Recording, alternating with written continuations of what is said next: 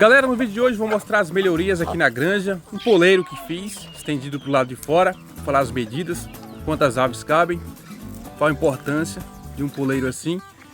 Também vou mostrar aqui a separação dos refugos, os pintinhos que não se desenvolveram como os demais, tentar recuperar eles e depois colocar de volta na turma. Vou dar algumas dicas bem interessantes. Se gostar do vídeo, quiser ver mais como este, já sabe, né? Deixa aquele like, inscreva-se no canal e ative as notificações para não perder nenhum vídeo novo. Vamos lá!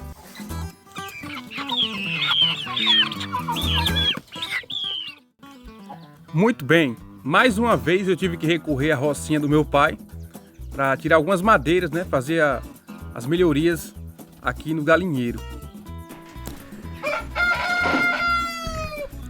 Tirar madeira é um trabalho bem puxado, bem cansativo, né?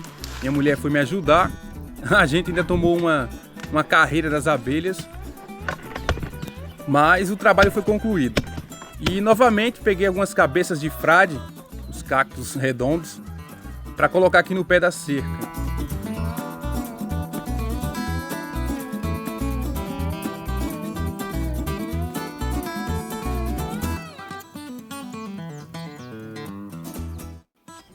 Para fazer o serviço, utilizei as velhas ferramentas de sempre, né? Furadeira, parafusadeira, serra circular, cavadeira e martelo. As medidas do poleiro serão as seguintes: 1,80 de comprimento por 55 centímetros de largura. Vamos acompanhar a obra e depois eu faço alguns comentários.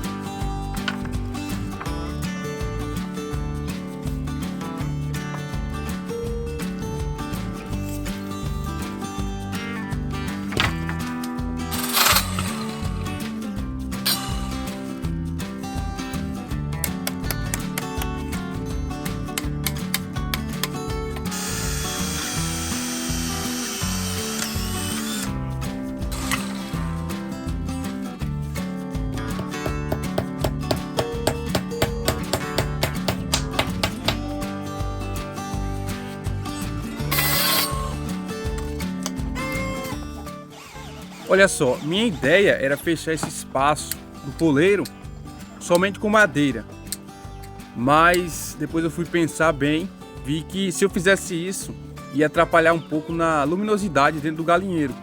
O ideal mesmo é que entre muita luz no galinheiro, que isso é bom para o bem-estar das aves e para a produtividade delas. Além do mais, um ambiente escuro é mais apropriado para os ectoparasitas, os piolhos, as pichilingas e outros mais. Eu costumava colocar uma tela por baixo do poleiro para as galinhas não caírem, também para elas não saírem quando precisassem ficar trancadas dentro da baia. Mas eu parei de utilizar porque a tela ela estraga muito fácil em contato com as fezes e sendo uma tela fina também, com o peso das galinhas, ela rasga facilmente. Por isso agora eu coloco mais madeiras, deixando um espaçamento aí que não dê para as galinhas passarem. E fica até melhor para as galinhas, porque na hora de dormir elas se apoiam em mais madeiras. Só lembrando que a madeira do poleiro é recomendada que tenha pelo menos 3 centímetros de largura. Aqui estou utilizando madeiras com 4 ou 5 centímetros de largura.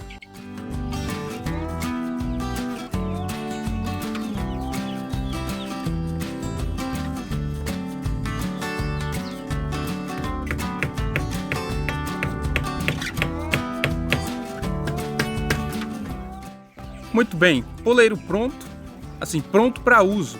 Não está 100% pronto porque ainda quero isolar essa parte de baixo com tela para que as galinhas não tenham acesso às fezes.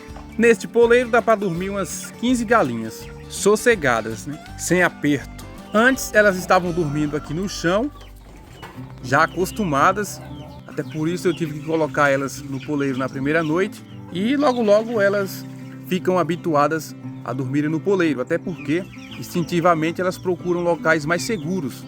E o chão não é um local seguro para a galinha. As aves, de modo geral, dormem em poleiros altos porque os potenciais predadores atacam por baixo, né, pelo chão. E as galinhas dormirem sobre as fezes no chão é muito prejudicial à saúde delas. Os gases formados aí pela degradação das fezes pelas bactérias, eles são danosos à saúde das aves.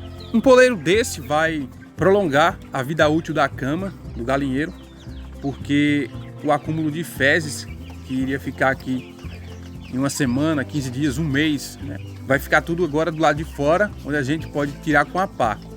Olha só, na primeira noite, tanto de fezes que 6 galinhas depositaram. Então um poleirinho desse aqui é muito bom para a criação, bom para o bem-estar das aves, né? A circulação de ar é melhor, o odor das fezes e os gases não ficam presos dentro do galinheiro.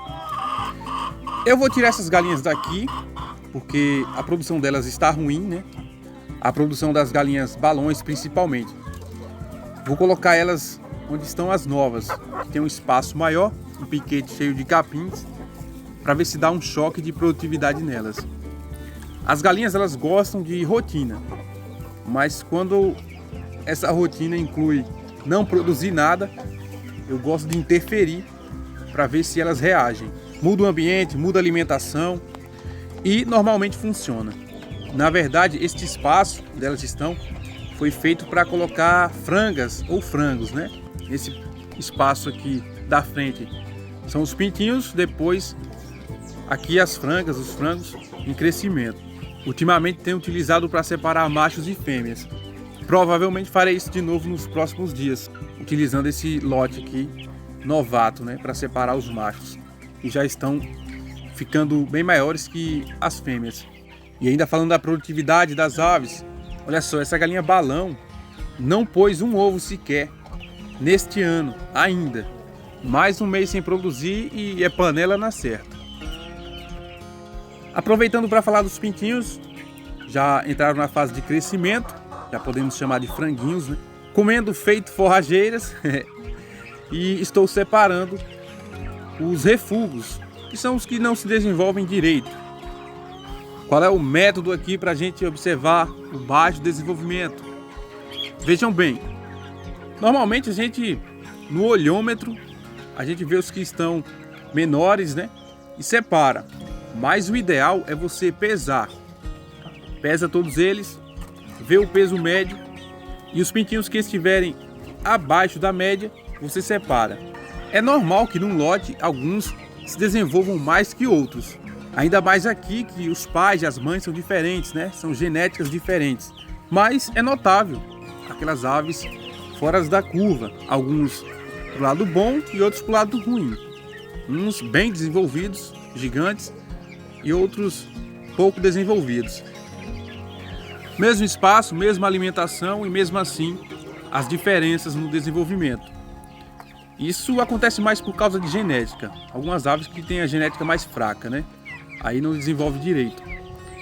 A canelinha fina é um indicativo de ave desnutrida, subdesenvolvida. Aqui praticamente todos estão com as canelinhas grossas, porém tem uns mais leves, né? Bem menores que os outros. Então estou separando para fazer uma alimentação diferenciada. Colocar mais comida, deixar o comedouro com mais ração por mais tempo, né?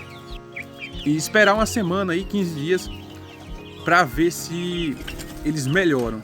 Também vou dar um suplemento de vitaminas. É importante fazer isso logo no início da fase de crescimento, porque é agora que começa a hierarquia no grupo. E os pequenos só se ferram. Eles vão ter menos acesso ao comedouro, então vão comer menos. E aí vai agravar cada vez mais o problema. E como falei anteriormente, vou separar os machos, que se destacam muito rápido nesta fase. Agora, uma observação: esses refugos, você já descarta eles para reprodução. Se for criar para produzir ovos, tudo bem, ou vender, né? Mas para reprodução, eles dificilmente vão se recuperar e se tornar potenciais reprodutores. Se quer selecionar reprodutores, matrizes, já começa a olhar esses grandões, né? Olha só esse o tamanho.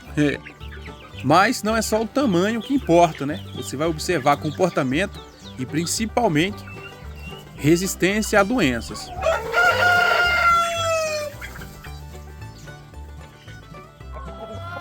Bom, então é isso.